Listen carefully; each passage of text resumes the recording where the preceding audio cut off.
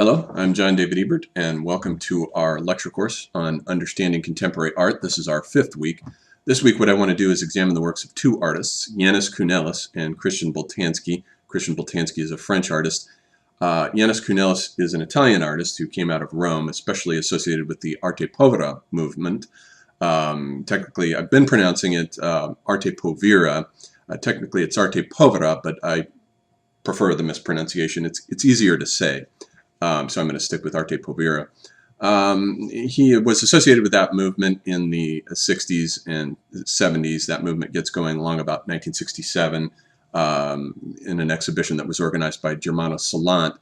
But we'll get to that. What I want to do in this video is a brief sort of introductory flyby to Italian art of the immediately after World War II, to sort of understand the matrix that produced Kounelis's work. And I think going through these three artists that I want to look at here, Piero Manzoni and Lucio Fontana and Alberto Mori, will give us a sense of the matrix that produced the work of Kounelis so we can understand where he's coming from.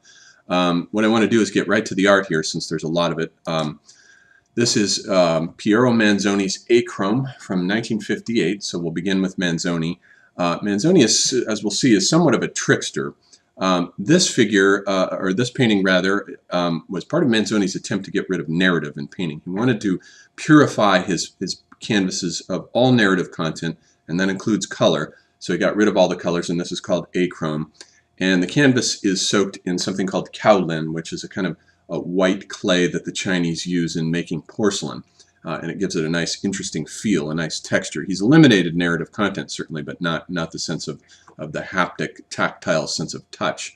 In this little work here, we can begin to see his trickster quality beginning to come through. This is his egg with thumbprint from 1960. What Manzoni did was make a series of hard-boiled eggs, and he put his thumbprint on each of these eggs, and he ate a number of them, but he also gave away a number of them also. And he began to have this idea that anything that came into contact with an artist or anything that an artist did or said could be considered a work of art. And so the logical extension of this goes right into his famous artist's shit, which he produced in a series of 90 cans in 1960-61. Supposedly he canned his own feces here, although we've never been sure because the cans for the most part have not been opened. And x-rays are indeterminate, so we're not sure exactly what's in these cans, but reputedly it's his own feces.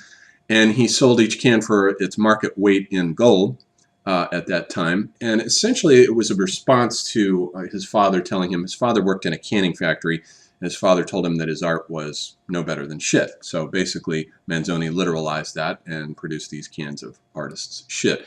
Very much, I think, in the tradition of Marcel Duchamp, especially his Urinal. This is a logical sequel to the Urinal, and I think if anyone can be said to be the direct inheritor of the legacy of Marcel Duchamp, then it would be Piero Manzoni.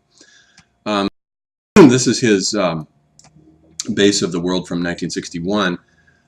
He made a series of bases with little footsteps on them, so that a person could step up onto it and become a living work of art simply by standing on this pedestal. Here what he's done is to take the same idea, take the pedestal and turn it upside down and put the earth on top of it, essentially, so that the earth now is on this pedestal and has become the world's largest work of art. And because it has become a gigantic work of art now, the artist has been rendered superfluous. In a certain sense, indeed, the Earth had been rendered a work of art. By 1957, that's the date when Sputnik goes around the Earth, thereby putting the Earth on the inside of a mechanical environment, a man-made environment for the first time, and essentially transforming it into a planetary scale work of art. So Manzoni was not far off. Now we'll switch to, Manzoni dies in 1963, so he was nearing the end of his career there.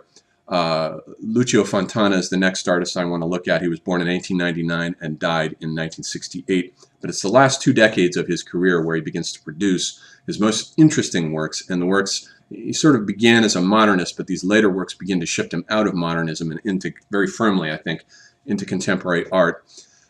He did a whole series of these works, which he called spatial concepts. Fontana was the founder, or one of the founders of Italian spatialism, Spatialismo.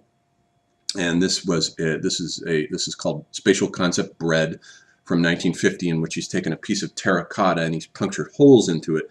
And at first it looks sort of meaningless and irrelevant. You're not sure what to make of it, but Fontana was interested in piercing the canvas and opening it up to reveal the infinity that lies beyond it. And this becomes more clear with his famous slash paintings, which aren't actually paintings at all.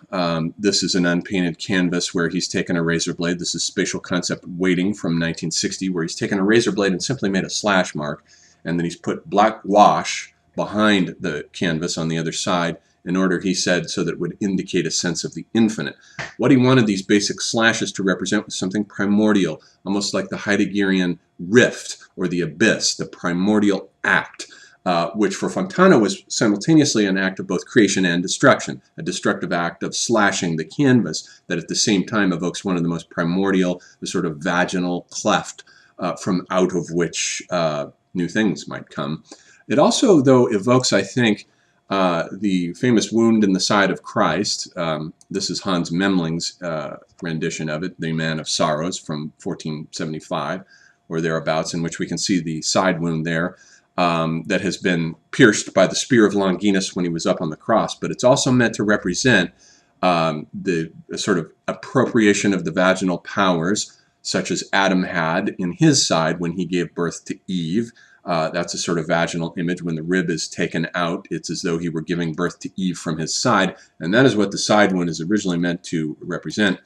But in the Middle Ages, it was in the medieval period, it was turned into a kind of fetish. And here we see from a Psalter book, a Psalter and Prayer book from 1349, that the wound has been rendered as though it were its own fetish, and it looks very vaginal. So I think there's something of this in Fontana's images, or his anti-images. This is another one of Fontana's representations, Spatial Concept from 1960, in which we have a whole series of slashes now, each attendant with its own sense of waiting, its own sense of expectation and hope that something new would happen.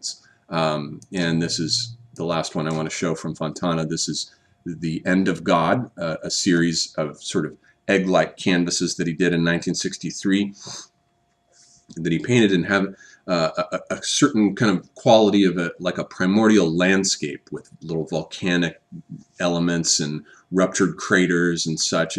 And the egg shape itself suggests the myth of the in utero myth of the creation from out of the cosmic egg.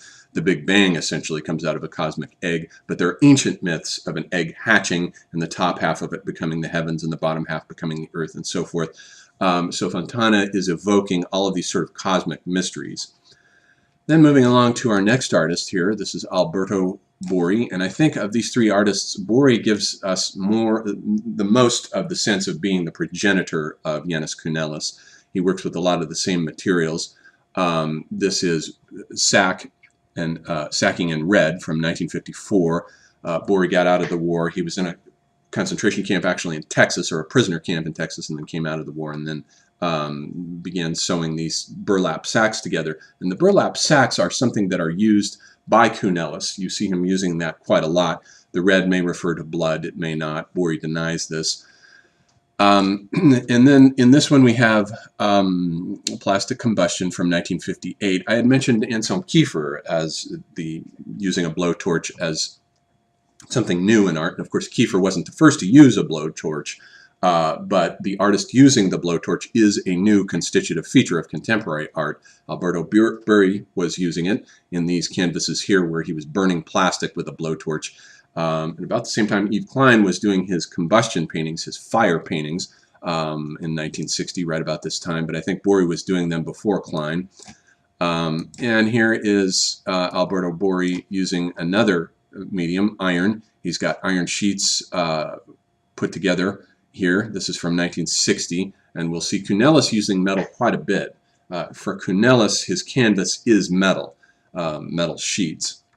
And here is a great one from Alberto Mori. This is 1963, Rosso Plastica, where he's actually taken plastic, taken a blowtorch, and simply blown holes into it. And it gives a nice feel to it, a nice, interesting sense of the texture is very haptic. You want to reach out and touch it. And it is very strikingly beautiful. You wouldn't think that it would be for the kinds of materials that Mori was using. But Mori is also paving the way for arte povera in the sense that the arte povera movement begins using common, average, everyday materials, found objects, found materials, things that are used in average daily life. and there's a very anti-capitalist slant to Arte Povera as well. This is another one from Bori in 1975, Bianco Creto, white cracked earth essentially is what it is. He was inspired by some photographs that he had seen, sub-Saharan photographs of a drought that he had seen of some lakes dried up. And so he appropriates the earth here as a surface of inscription, and it's essentially a wasteland motif. It's the earth as a wasteland. And he does a whole series of these. Some of them are black. And you can see, of course, again, the influence of Bori on Kiefer, because in some of Kiefer's later works, he does also appropriate the cracked earth motif, the wasteland motif in his canvases. And Kiefer resembles Bori in another respect, too. Bori did something similar to La Rabote here. He bought a town, essentially Ghibellina, in 1968 that was destroyed by an earthquake, and he transformed it into a work of land art, the Grande Creto, that he built in the 1980s by covering it with concrete in a giant version of his cracked earth paintings. And so he turns the whole town into this sort of wasteland motif, which is essentially something similar to Kiefer buying the silkworm factory and turning it into his Gesamtkunstwerk at La Rabote. And so that we'll stop there. That gives us a sense of the Italian matrix that produced Janus Cunelis, whose works we'll then begin to move into next.